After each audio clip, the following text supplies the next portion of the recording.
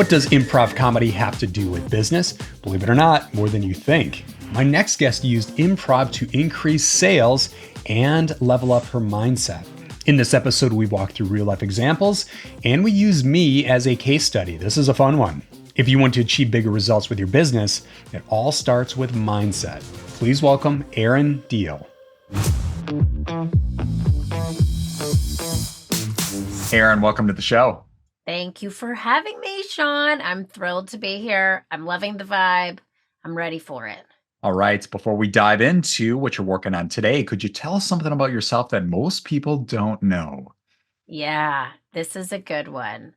So you can't find this on the Google. You can't find it on my website, but I was a contestant on The Price is Right. And I won a bird bath in 32 wine glasses. No one likes a bragger, Sean, but that was my take home prize. And I got to tell you, I didn't cash in because guess what? I was like 24 when I won this. You got to pay taxes on your gifts. Shut up. Yeah, I did. I lived in Chicago. I'm like, what am I going to do with a bird bath on the 30th floor of a high-rise building? And I was like, I don't even really have a kitchen to store these wine glasses. So I didn't cash in, but I did come on down. It was Drew Carey, and it was so fun. No kidding. That's awesome. Yeah, thank you. As a kid, I used to watch, I remember summers, you didn't really have responsibility when you're 12 years old. I'm watching Price is Right and getting good at like, how much does that thing cost that I will never buy? Yep. And to be honest with you, I went with an ex-boyfriend of mine and he was like a huge Price is Right fan. And I had never seen the show. I was there with him in the audience. And then they make you interview before you go inside to the studio. They make all the audience interview if you want to be chosen. And so we both interviewed and I was the last person to come on down. So I was looking to him the whole time to help me in the audience. And I had never watched an episode, which is crazy. Now I've seen it multiple times, but it was one of those things that it just happened, and I got a story from it, and he was very upset that he was not chosen, but I was. I love it. You're the first person I've ever met that's been on that was chosen to be. Yeah, that's awesome. Yes, put that in the show notes, probably. A link to Drew Carey. That's my claim to fame. From Price is Right to insert, and we'll get to that in a second. Yes. On that note, if you could take a few minutes here, tell us about your career background and we'll lead up and we'll talk about your book. Yeah, well, it all started when I was in my family's living room at the age of 3, trying to become the host of Double Dare, which is a Nickelodeon show, which was on in the 80s and 90s. I'm an 80s kid. And I loved to host things. I loved to perform. I was in theater. My mom was in community theater. I was a dancer. I went to Clemson University, danced on the dance team there, and graduated with a degree in communications because I told my parents since the age of 13 I was going to become a talk show host. Every parent's dream. And this is the early 2000s, right? There wasn't really the internet existed, but it was like that crack, scratchel AOL startup kind of Yep. And I literally had no plan post-college. All I knew was that Oprah Winfrey, my idol, lived in Chicago, and my dream was to become her. So naturally, post-graduating with a media communications degree, I told my family I'm moving to Chicago. A twist of events, found a series of jobs that were not, believe it or not, in talk show hosting, but I found improv comedy as a hobby. And I started to just immerse myself in the art form. I loved it so much. And the moment I walked in the doors of an improv class at Second City in Chicago, I just knew this was where I was supposed to be. I felt the most aligned with my inner child. You and I were talking about that pre-show. Yep. I felt so free, and I knew that I had a spot in improv in my heart. I knew that it was supposed to be there. So I ended up getting a full-time job at a recruiting firm. I was doing business development at a recruiting firm, which is a very hard job. I'd never done sales before. And I was really studying improv very heavily at this time. And I saw everything in my class and on stage just spill over into my professional life. I was a better listener. I was more empathetic. I was quicker on my feet. I was so in the moment with my clients, and that built trust.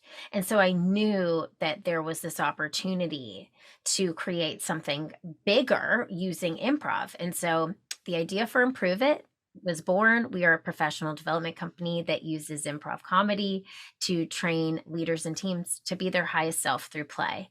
Love it. And thank you. We started in 2014, 10 years ago. So we've been in Wow. business 10 years. Yeah. Got 22 improv professionals between New York, Chicago, LA, some in Charlotte, North Carolina. I now live in Charleston, South Carolina. We travel all over the world. And we have worked with Fortune 100, Fortune 500. We've worked with small mom and pop shops, but we do soft skill training workshops using improv comedy, keynotes. And now in 2024, I wrote a book and we're doing book clubs. And it's been a crazy journey. Literally could write a book about it, and I did. And it's the most fulfilling thing to witness humans let go of their inhibitions, get what I call fun comfortable. So that's Hmm. being comfortable with the uncomfortable while having a freaking blast. That's my next book, by the way. TM trademark. Uh We'll put it on the short list of names there, correct?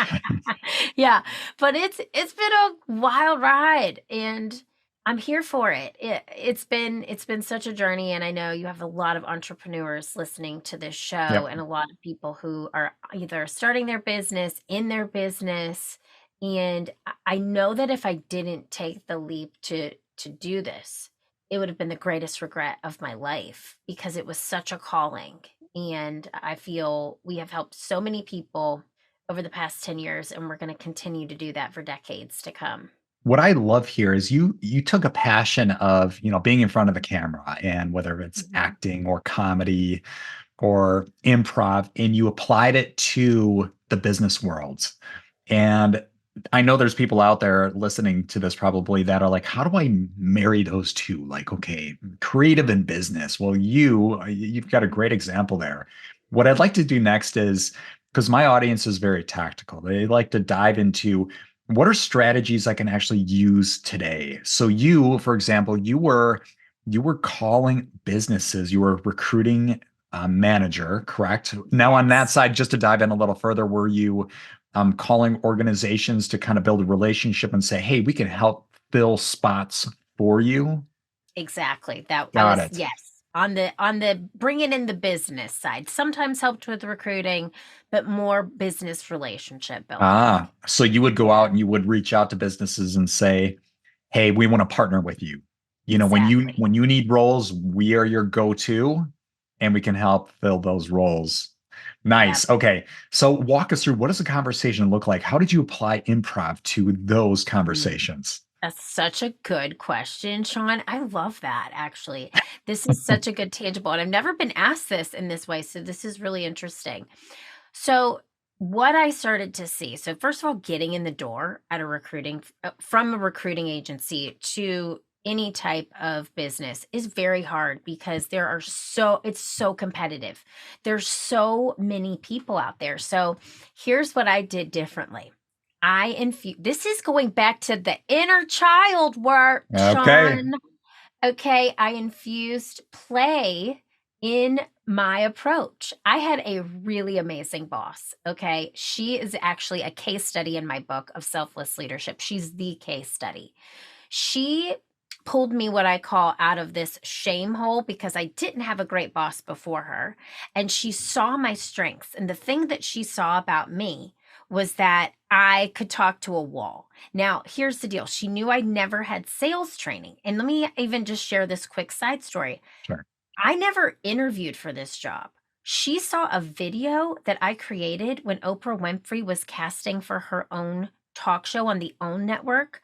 that I created as a interview that I had to get people in the public to vote for me to get into the next round. She Sure. saw this video, said, I want to hire her, and called me and said, are you looking for a new job? I said, it's funny enough. Yes, I was going to ask you to help me because they were in a staffing agency find a new job. She goes, well, I'm talking about internally here.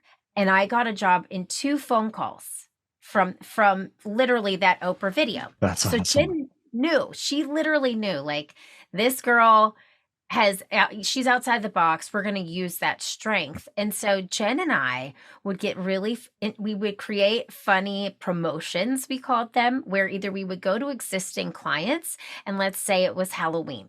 Yeah. We would dress up as witches. This was the 2005 through 2000, like 8, 2014 era. Okay. So you Wicked can is do just stuff like going through this. the roof, Yeah. right? Lean So into we that. dressed up in witches' costumes. We showed up with our existing clients. We created root beer bottles with their own labels that said witches brew.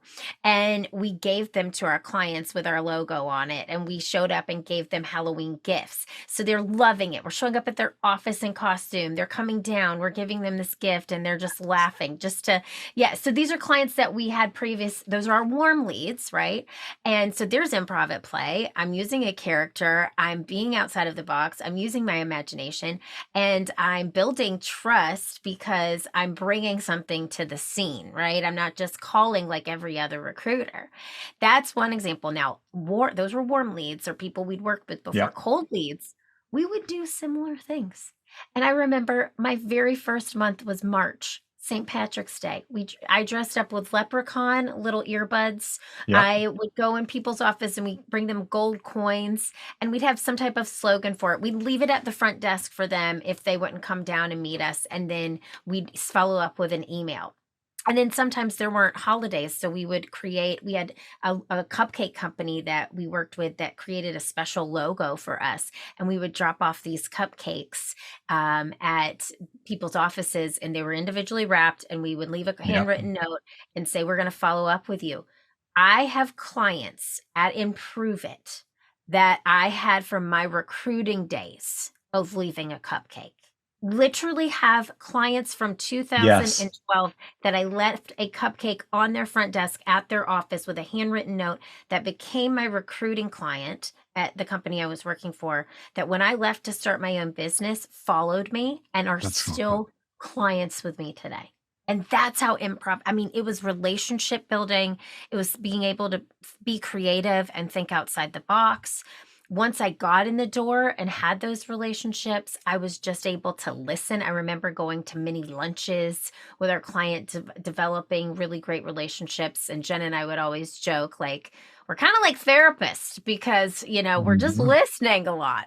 And I developed so many great relationships there. And the good thing was I was recruiting for administrative roles, most of the time through HR departments.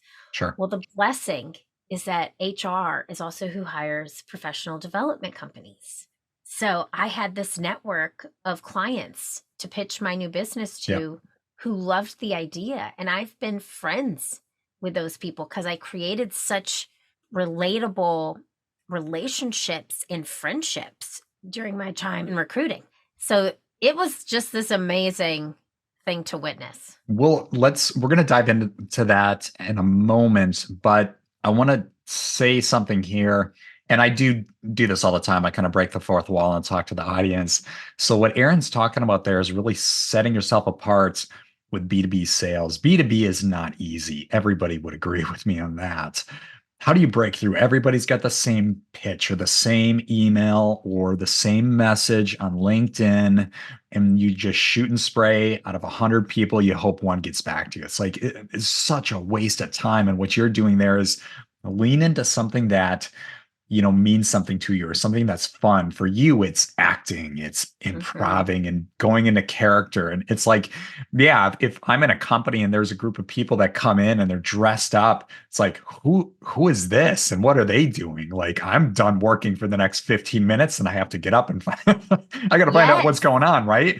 And that makes a memory. And if I mean, you've got a great attitude.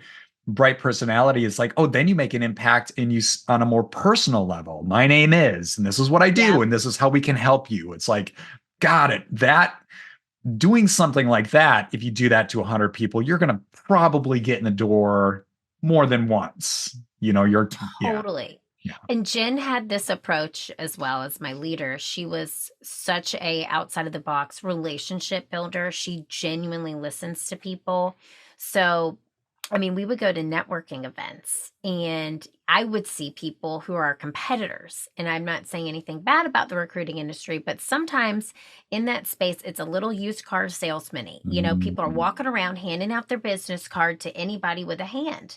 And I just was like, man, I don't want to buy from you, and I'm literally in your same space. Like we're competing right now, and you just handed me your business card, and I just felt very icky in this transaction. Yeah. So our approach at networking events was again outside of the box, kind of playful. We would go, we would mingle, we would have fun. If Yep. cards came up, we would give them, but our approach was always who's on the panel, who's talking, because those are leaders within large organizations. Let's make an impression with them and have a great conversation and follow up with them after and remind them about something that we had in common in that conversation. Yep. Make it personable, make it useful, make it brief.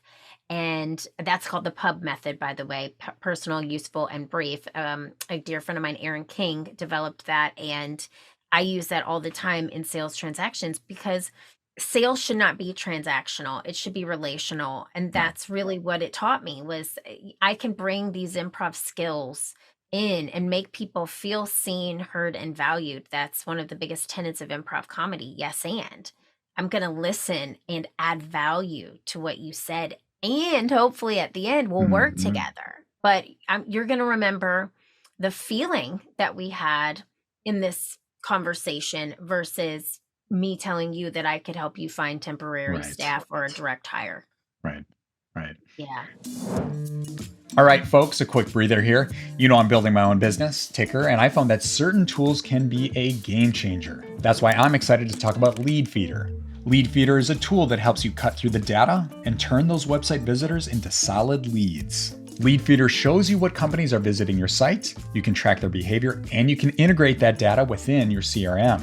The result? The secret weapon for your team and how to convert more traffic into sales. Head to leadfeeder.com to get a free demo and get a free extended premium trial when you let the rep know you found out about Lead Feeder through Payback Time podcast. All right, back to the show. Let's dive into the book a little bit. What are some of your favorite key takeaways that you've highlighted in the book? Man, it's so funny because every person who reads it takes away something different. But if I had to pick my own things, I Mhm. really love part one because, like, you can't get to part two or part three without part one. And part one is all about self love. And there's many chapters. Every chapter ends with a tangible takeaway, an activity that you can do by yourself. And then the same activity, you can apply it with your team. And so they're rooted in improv comedy. But I would say one of my very favorites that's easy to do right here, right now is called New Choice, which is an activity pulled from the improv stage. But the good news is you don't need a stage or a scene partner to make it work because, Sean, the scene partner is your mind. That's your mind being blown right there. But it's I really love the fill-in easy. echo. Thank you. Thank you. If we had your I do all producer my own just make sound effects. Yes, could you exactly. If we could get your editor guy to just make a little blah blah blah right there, that'd be cool. Ricardo, we'll see if we can get the budget for the post-production special Thank effects. you. Yes, please call Paramount. We need the best of the best. Yes.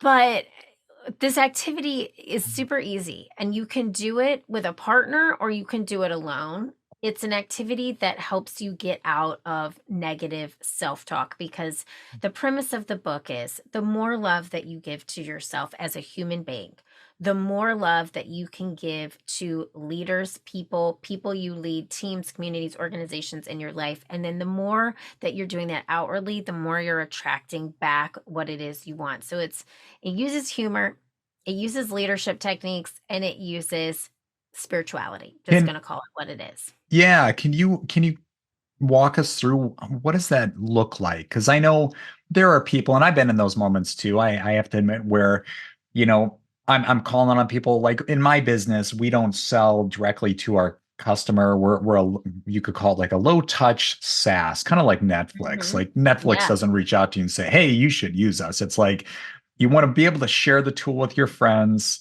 and if you really like it, then you become a subscriber on your own. But we sell through channel partners, and I tell you what, I'm reaching out to channel, whether they're YouTube influencers or bloggers or whatever, and the amount of no's I get is just yep, profound. It's like ridiculous. And it's like, and then I'm like, okay, don't get down about it. They're the ones missing out, but it's like you got to have that self-talk moment, like snap out of it. Like you got a great product. It's not me, it's the it's the exactly. Okay, so we're gonna do new choice together, Sean. okay, Okay, let's do it.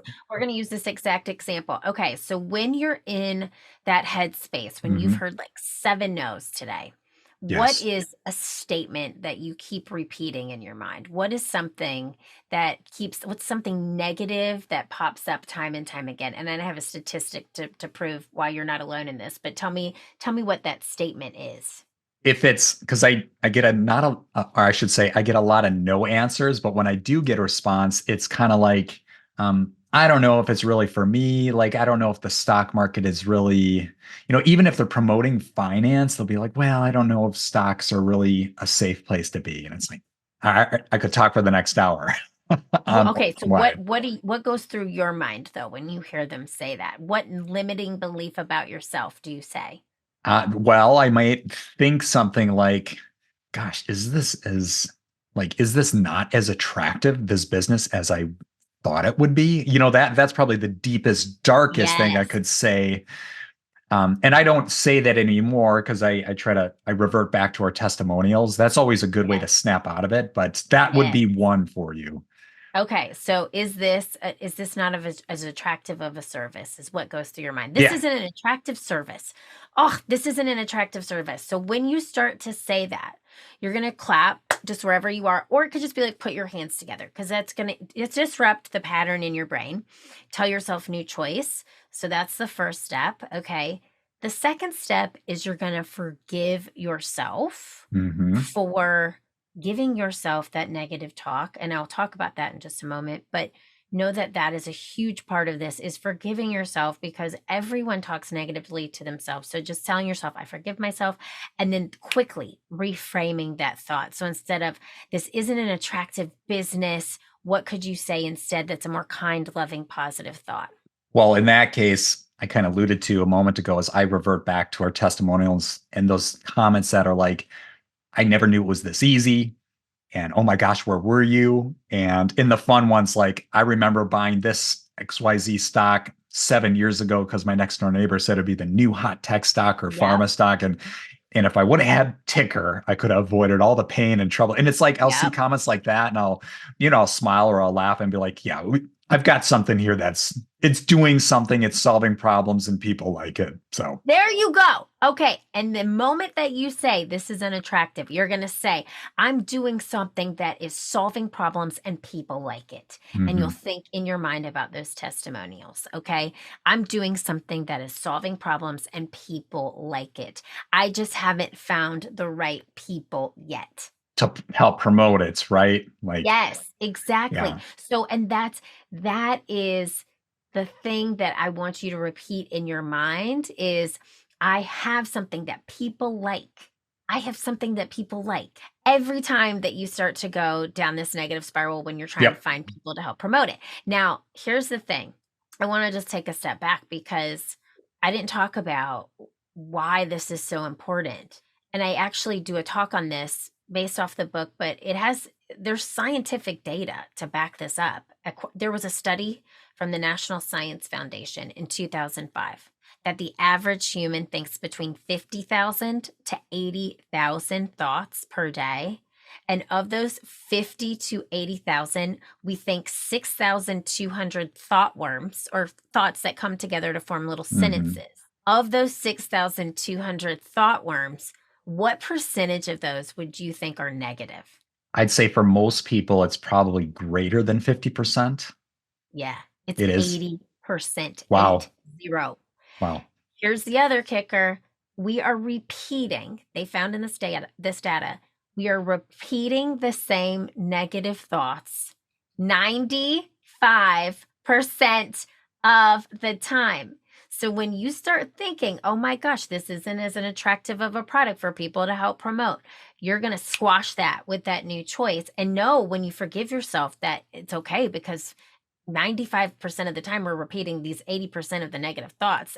Yeah. And this is according to a study by the National Science Foundation that measured this in multiple humans. Yep. So you are not alone in thinking these negative thoughts, but the bigger picture here is the more that you talk negatively to yourself, your thoughts affect your words affect your actions. And so it starts with self-love. And that's why I love that activity so much, because we as entrepreneurs, as leaders of small teams, of leaders of large teams, we carry a lot of weight. We carry a lot of things on our shoulders day after day. We carry the weight of our businesses. We carry the weight of people's salaries and insurance. We carry the weight of making sure our clients are happy. It all falls back on us. And if we're in a negative space, if we're not giving love to ourselves, the person who came up with these ideas and who's guiding the ship, how can we guide the rest of the people on board? Right. Your team is going to look at you and can I follow this person, and can I trust the path they're steering in? And I have to admit, like, we've hit those moments, like finding product market fit with a SaaS product is very difficult. Yeah. Because you're not, as a human being, selling it to people. The product has to just be that darn good.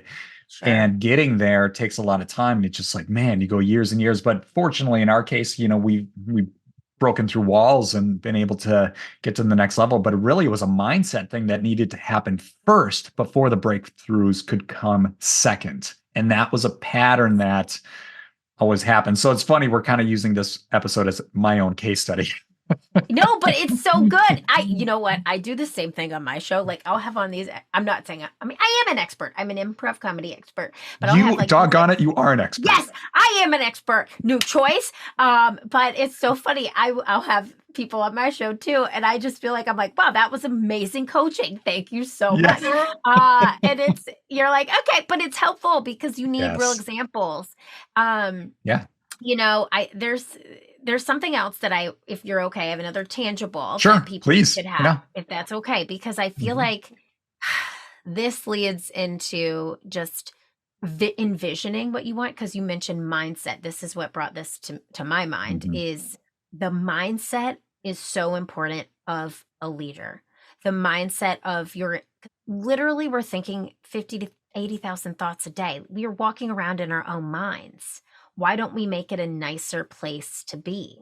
And part of that is, if you want your thoughts to match your words and your words to match your actions, you have to know where you want to go and the place and what you envision it looking like, which is a lot of manifesting or mindset.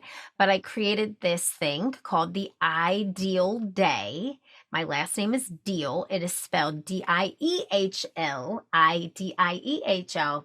But it helps you envision what a wonderful day in the life of Sean would look like. So can I use you as the guinea pig one more time and do this exercise with you? Because I think it will help we're your audience. Okay. So the I in Ideal Day is your I am statement. So let's take your I am statement from New Choice that you just did. So it was, I am attracting new retail investors every day. And literally we are like, that's the purpose of our company. Bring them in, show them that they can do this on their own. For context there, well, just to give you a quick segue, stock investing can be very intimidating for people. And we remove that. It's like, and so, you'll appreciate this too. We do have a fast growing segment of our audience being female. And women are taking control of their investments, especially in the household, and kind of blowing the mind of the husband who's like, well, I just put my money in my company's 401k, and that's fine. But you get the female who's like, well, I'm outpacing you by threefold now. So there's that. Yes. I love that. Okay. So that we've got that bleeds into what I love is like you are even giving me more credibility about why this I am statement is so Mhm. good. So all right, the D. Okay. The D in ideal day is what are you going to do first? So if you had the most perfect day planned, what would you do first right after you wake up, you brush your teeth? What would you do first after that? Well, I'm a very rigid person, and my wife knows this about me. It's like out of bed, breakfast, to the gym. Let's go. Love Like it. I have Okay. to hit the gym every morning. Okay, love it. So that's your D. IDI is intake. What is the content or the type of content that you're going to intake in the beginning of your day? When I'm working out, I'm always listening to something educational. So I'm kind Mhm. of, hitting the body. I do a lot of CrossFit or weightlifting, but I'm also listening to something educational. So it's like a 1-2 punch hitting me every morning. Love it. Okay. The E is your environment. So, what is your ideal work environment? If you could work in the most perfect place, Hmm. where are you and what are you wearing? Well, I'm there. I'm living it. I've got a Yeah. t-shirt on talking about finance, and my Yep. audience appreciates that because there's no suit and ties allowed. We don't want to Yep. be right. And I work from home. I actually started working from home way before COVID. Probably been doing it 10 years now, and I love it. Zoom is great. Like we're on Zoom right now, but my team, we're using Slack, Zoom. It's perfect. And networking, everything's digital. So I'm in my happy place for sure. I love it. Okay. And the H Yeah. stands for how you want to feel. So, if you had the most perfect feeling that you could feel during the day, what would that feeling be? Productive. I love it when like you're just knocking things out that produce revenue or generate more value for customers. And it's like bam, bam, bam when you're knocking things down. There are some days I know you probably have them too. Like in our case, it's very technical business. So we run into technical issues and you're like, damn, I've been at it for 3 hours here. We can't get a breakthrough. Yeah. You'll have those Yeah. moments, but that's just the nature of the beast. But yeah, a really good, productive day of just knocking things out. It feels great. Okay. And then the L is the last thing you do before you go to bed. You hit your head on the pillow. What's the L? Um, Really just hanging out with my wife. We'll be Yeah. watching a TV show or a movie. We wind down a Family Guy quite a bit. We've got Love darker, it. sarcastic personalities, so that's our jam. So good. I love it. So that's it. If you can cast out your ideal vision and know the Yeah. mindset that you want to have, start the day with a I am statement in the day, knowing what's the last thing you want to do, and you have that vision of the way you want your life to look, which it sounds like you've crafted it. You're doing it, which is so cool. I'm I'm fortunate. Yeah. Yeah, but you're not fortunate. You need to take that in, Sean. You created this. You manifested this life that you wanted and you made it happen. So I take that for a moment because you I deserve it. I appreciate that. I thank God as well because I tell you what I've worked and you probably not as much as me, but I've worked quite a few jobs I did not love. Yep. And even a Yep. few of those in there I wasn't even good at. And I'm like, gosh, I just want to be an entrepreneur so bad. And I knew you'll appreciate this. I tried in many cases kind of side hustling ideas and I knew I wasn't going to settle. Like I knew I wanted something that's subscription based because I always admired like Salesforce and Netflix and MailChimp. And I'm like, I'm not doing anything else. That is what I want to do. And there's so many other ideas that came to mind. I'm like, nope, just keep that corporate job you don't love. Yep. And something's going to come together. So I bootstrapped Ticker 3 years working a corporate job. Yeah. Um, and then finally went full time in May of, gosh, it's almost been a year now. It was May of 23. So yeah, now I'm living the dream, literally. That is awesome. And see, there you go. You had to take it back because you had to rethink about all of the things that you've done to get you here, which is so cool. And if somebody listening today to hear your ideal day and want all of those things, and you're showing them and inspiring them to do that. So that is Right. awesome. Right. Thanks, coach. You're welcome. You're welcome. I like how I turned this podcast to like your interview, but no, I totally this ideal day is truly like a game changer. And I have to tell Yes. you, so there's variations of it. I got the idea that I have for my own last names version was Yeah. sparked through The Artist's Way, which is a book by Julia Cameron. And it's such a good book. It helps you creatively unblock yourself, find out what it is you want from your life. So the ideal day she has a variation of it. And I did that in 2017 and took it and probably like 2 years ago, I was digging through my books and I saw the visions that I had Hmm. casted, and literally everything I wanted in that ideal day That's came true. awesome. Yeah. That's Because awesome. you can think it, you can say it, you can do it. And that's really what this Mhm. whole work is about, is the mindset work. But you can't be an effective leader. You can't pour into somebody else's cup if your kettle is completely dry. You Right. have to give to yourself first. And the reason I even wrote the book is because I burned myself to a crisp. I went through a massive healing journey of my own and knew that I went through it for a reason, to share my findings with other people and help them guide themselves back to themselves Right. ultimately. Hey guys, here's a quick commercial break. So, have you ever wanted to invest in the stock markets on your own? Well, I have just a solution for you. Ticker is a platform that helps investors manage their own investments confidently. It's perfect for beginners and it will save more experienced investors a lot of time. Check this out. Here's some of the key features. There's a customizable dashboard. There's also stocks, ETFs, and crypto. On the stocks page, you can search, sort, and filter by anything you want. And we have an easy to understand rating system, so stocks are either on sale, watch, or overpriced. We also have a portfolio tracker and custom alerts you can set on stocks, ETFs, and crypto. So if you ever wanted to know what stocks to look for, what stocks to avoid, know when to buy, know when to sell, and help you avoid losing money in the stock market, I invite you to join Ticker for free. All right, let's get back to the show.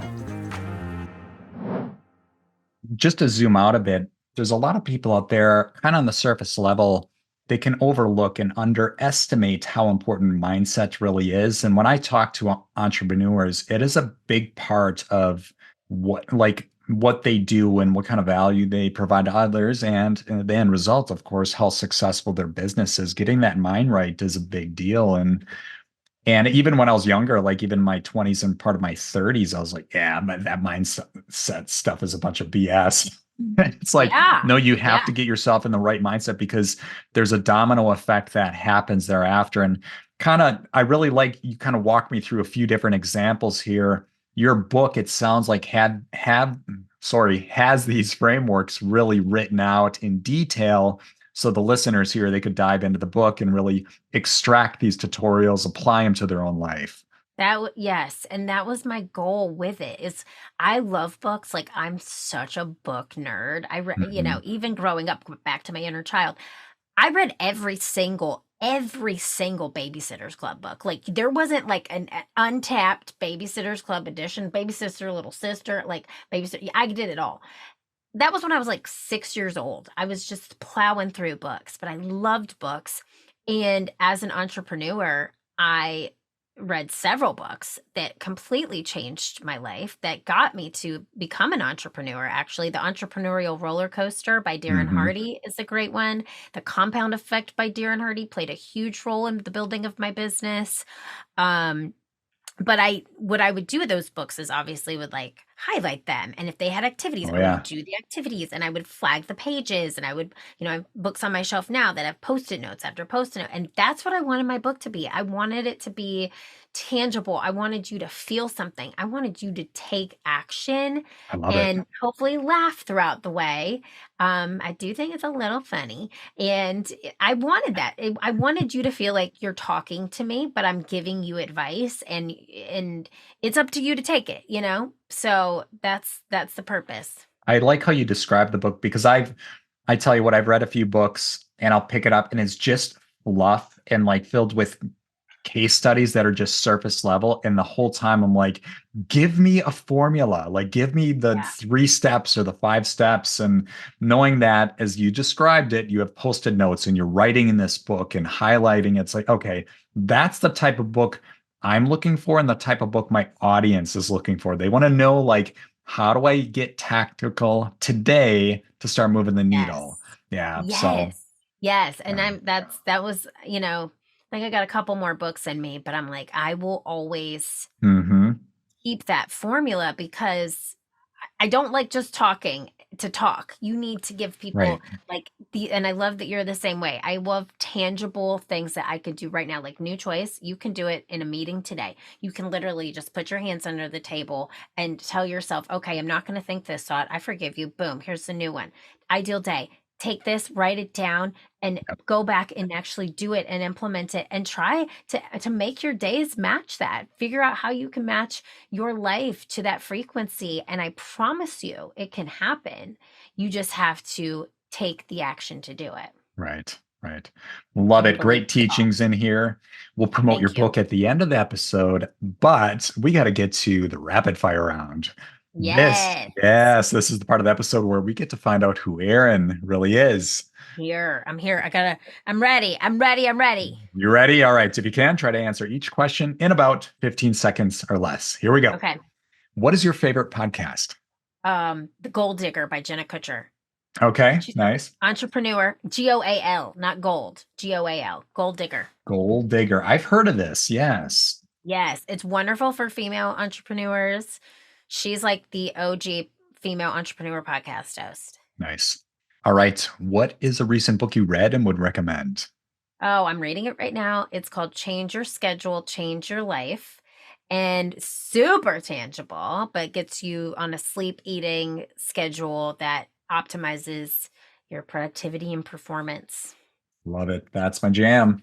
All right. Yep. This is a fun one. What is your favorite movie?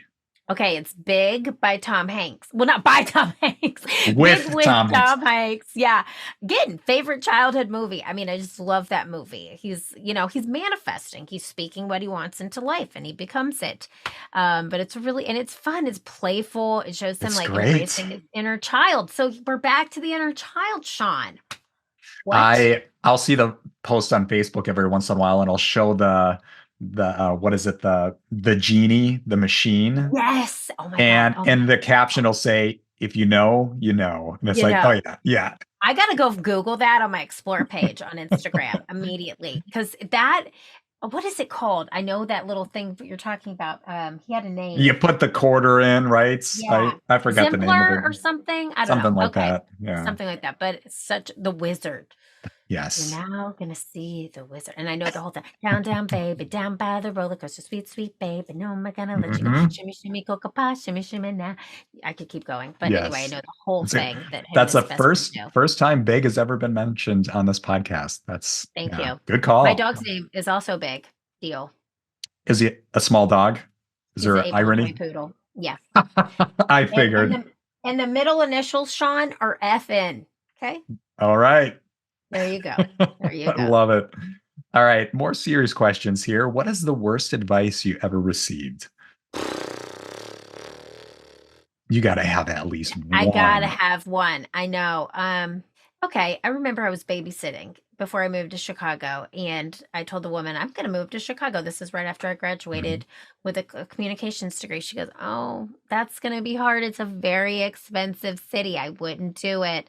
And that just made me want to move even more. Yep. So I sold my car, got a job at a bar, and I took a free internship at a casting agency and got cast in a off-Broadway play that I made $50 a night, 3 nights a week. So basically, I was showing her That's what was right. up.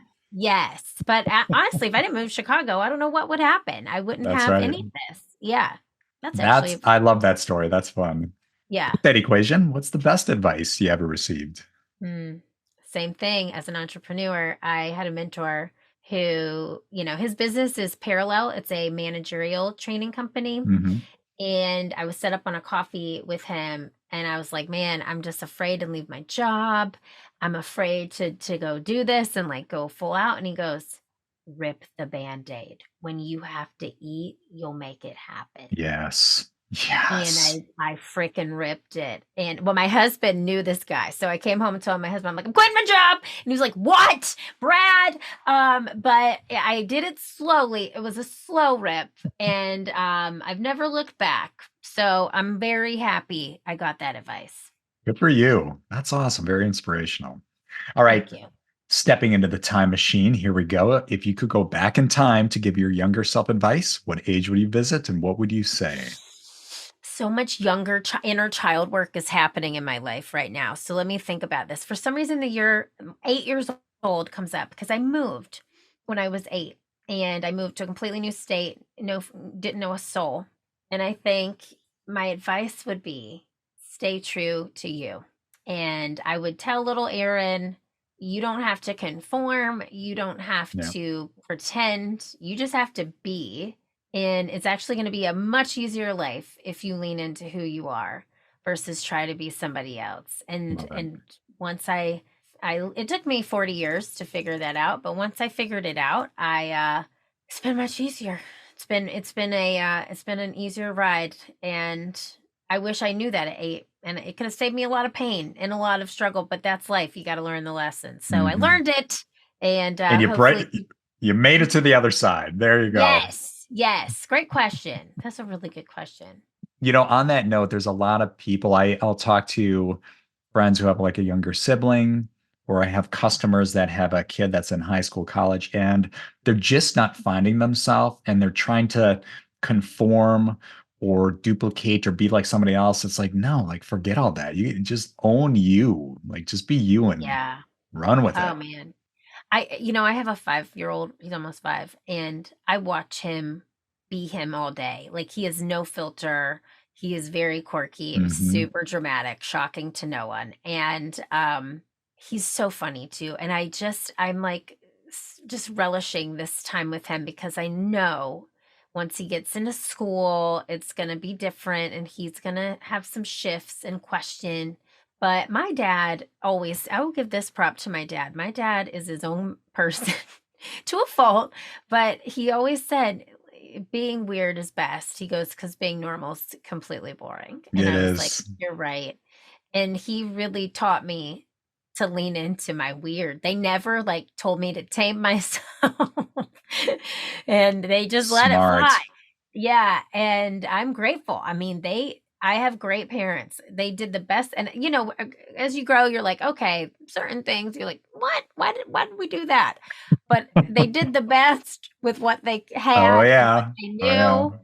And I will say the best thing they did was just allow me to be me and not, Yeah. try to when your 13-year-old says, I'm gonna be Oprah Winfrey, they're like, good. And my mom was like, yeah, you'll annoy the crap out of somebody until you make it happen. And she's like, I believe you will. They never said, it wasn't until I was Um, like, yeah, right. yeah, like about to graduate college. My dad goes, well, you ever thought of a plan B? I'm like, now you're asking me this, 20 grand There in is no plan college B. loans later. Yeah, there is no plan B. And they've just clapped the whole time. That's awesome. Yeah. They're like real, and my dad's entrepreneurial. He just retired, actually owned his own business, and he's just one of my like business heroes. Like he's That's really taught cool. me it's all going to work out. And I don't know if there's another book, Rich Dad Poor Dad. Have you ever read Rich Dad Poor Oh Dad? yeah. Oh yeah. Yeah. Okay. So I grew up with a rich dad, even though he didn't really make it till later in life. His mindset was always, we'll figure it out. And he did. That's And cool. I'm so glad. And by the way, if you've not read the book, Rich Dad does not mean that he is rich. It just means that It's a he has this mindset thing. entrepreneurial mindset. Yes. And it's a really fantastic book for any of your listeners who haven't read Yeah. that. It's such a good book. But I'm Classic. grateful for those lessons. Yeah. I love that little snippet there of your parents really letting you be you and leaning into it because I'm sure that was a big factor that really helped you have the courage to get into improv because improv can be very intimidating for a lot of people. And you're just like, bring it on. And your mom and dad are probably big thanks for that. Yeah, no, truly. I mean, my mom is also like, she taught voice and piano out of my house. She was in community theater. She put me in Oh, that's community theater cool. when I was 3. So I've got my mom super creative. My dad is very like business oriented and entrepreneurial mindset. So I think I got the best of both. Mm-hmm. But yeah, and I will tell you, improv scared the living crap out of me, Sean, when I first started it, because I grew up on stage with a script. I grew up dancing Oh, with sure. choreography. Yeah. And so I really had to expose myself to it. And so for anybody listening who's terrified of it, because a lot of people are, just know that's absolutely normal. But the more you start to do it, the more it starts to feel really good. And then the more you start to feel good, the more you want to go. And, I had many horrible, I've been with my husband 15 years. We haven't been married that long. We've been married for 10, but like he saw some of the worst shows I've ever done in my life when I started my improv career. And then he saw the best shows, but you have to have the really shitty, Oh, poopy yeah. shows. Sorry, I don't know if you can swear on your show. Oh, The yeah. really poopy shows to get to be better. And so it really taught me to like be okay with failure. And I mean, we're human. We all feel what failure feels like when it happens, but it taught me to bounce back much quicker. I love the close here. We went a little longer than expected, but filled with a lot of key takeaways. But I do have to ask one more question. Where can the audience reach you? Yes, you can find everything on my website. It's erindeal.com. I have a podcast too, the Improve It podcast. So check it out on there. And you can get the book, all the socials, all the things on it'serindeal.com. We'll make sure to promote all your links down below, but that book is definitely getting added to my list. I love the tangible, the tactical we did today, and I want more of it. Thank you, Sean. I hope it serves you. Thank you so much. All right. Thanks, Erin. We'll see ya. Thank you.